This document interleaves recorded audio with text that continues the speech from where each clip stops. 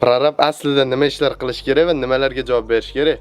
Hozirgi kunda qurilishda prorabni bo'yniga juda ham ko'p vazifalarni yuklab tashlashyapti. Ya'ni prorab nimaga javob berish kerak? Konstruksiyasiga, texnologiyasiga, imoratni sifatli qurilishiga, loyihasiga, даже geologiya, geodeziyasiga ham prorab javob beradigan bo'lib qoldi. Lekin aslida prorab nimaga javob beradi? Prorab tayyor loyihani oladi, ya'ni u xonadon quradigan loyihani oladi qo'liga va o'sha loyihaga asoslangan holda birinchi o'rinda imoratni diagonalini chiqaradi.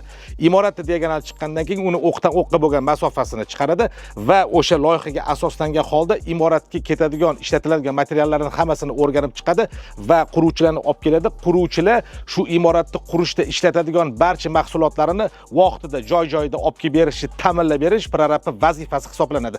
Mana shu asosiy vazifa bu prorabning ishi bo'ladi. Lekin men qurayotgan imoratlarimni xonadon egalariga yengil bo'lish uchun loyihasini, arxitekturasini va konstruksiyasini o'zim qilib beraman. Sababi shu soha vakillari bilan yonma-yon ishlaganligim uchun. Lekin ko'pchilik bu xizmatni sizlarga taklif qila olmaydi. Obuna bo'lishni esdan chiqarmanglar. Salomat bo'linglar.